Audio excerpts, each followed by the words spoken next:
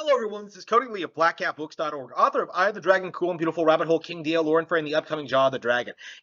It has been long overdue for me to make a video about Danganronpa. I've been wanting to talk about this, my feelings on the series, ever since I dropped it in the third entry, like during the virtual world segment. Like there were just there was just so much nonsense built up over the entire series that I decided to just drop it and not finish it. Like to this day, I still have not experienced the twist of Danganronpa V3. Although I can kind of confirm that I have been like spoiled on specific aspects of it. Like apparently one and two didn't happen. Apparently like the cameras are in Kibo's eyes or and shit like that. Um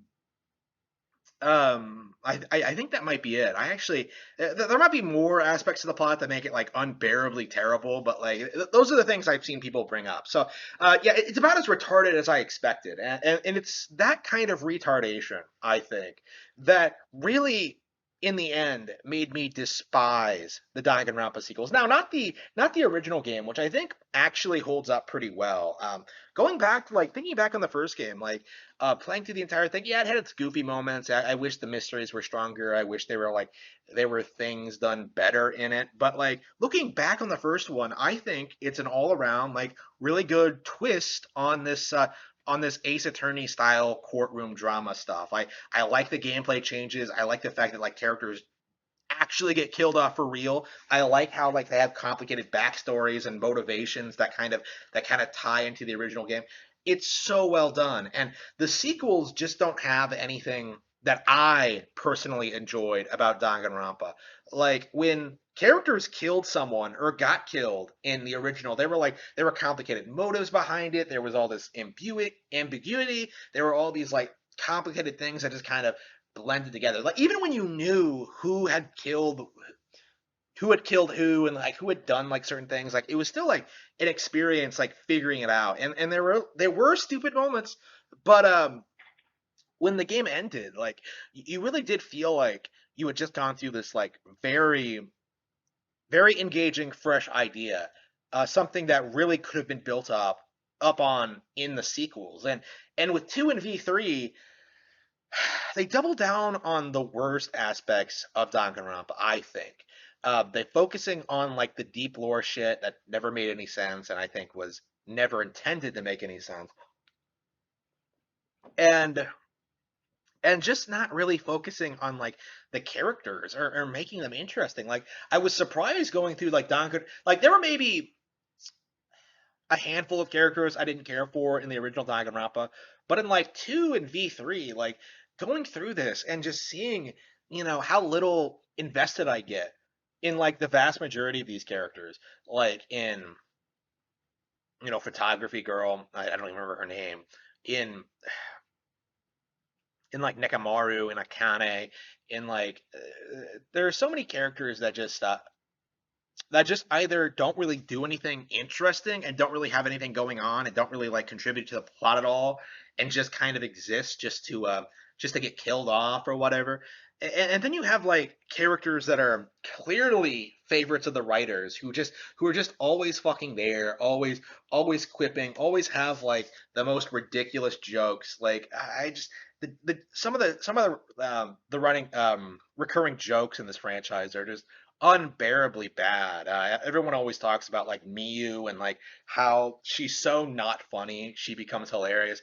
Like it's one of those things where they could have done so much, I think, with a lot of these characters, and for the vast majority of the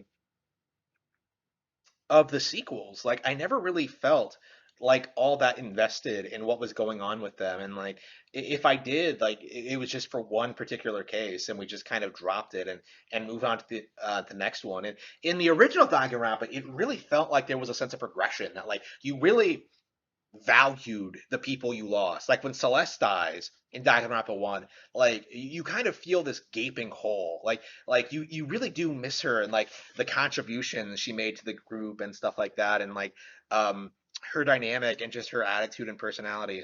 Yeah, I'm a big Celeste fan, as you can tell. She's literally me if you didn't see the streams. Like right down to the vampires. Like holy fucking shit. Um, like like when those characters died, like those characters had like build up. They had drama. They had relationships with other characters. Like you actually cared about them. And in 2 and V3, that's usually not the case. I don't want to say it's always, but like a lot of them are extremely annoying and a lot of them don't really contribute anything and a lot of times like the motives make no sense. I think that's the thing that really kills the sequels. Like they're the mysteries are so convoluted and so ridiculous that like the actual motives like get lost in the shuffle. Like, okay, Mikan kills the worst girls, okay? Like Mikan like takes one for the team, kills Hiyoko, and kills Mikan in like the same fucking chapter. Like my most hated characters right when I was like just getting sick of both of them. And best girl, best case in that game.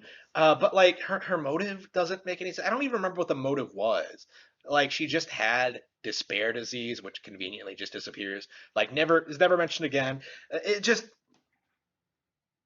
it's dumb, and like that was the case that I liked the most. You know what I mean? Like I felt like I felt like it had an interesting twist. I liked the setup. Like I liked her breakdown at the end. Like how she freaks out. Like again. How she shows her true colors, like I felt like that was one of the better Danganronpa cases, and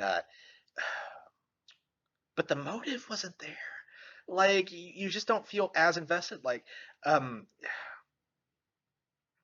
it's very distressing to see something that I honestly felt could have been one of my favorite things ever just go down this spiral of mediocrity as the games went on. Like they didn't learn from their mistakes. They didn't get better writers. They didn't like really fix like the core fundamental problems of Danganronpa, which is the lore and world building. They didn't do what really they needed to do. And even as someone who didn't actually finish V3, who got sick of the bullshit like long before that point, um, I don't know. Like I even I feel like I was cheated. Like I felt like they could have done so much more with this IP. I am I don't think I've been this disappointed with something I've enjoyed this much in a long, long time. I really do feel this way that like this is something that I was really taken aback by how much I loved it and how much I enjoyed it, and just to see it be, I suppose, relegated to like the PlayStation curse of just declining in quality across like 3 games is just very distressing, very very distressing indeed. I wish they did a lot more with it. I really did.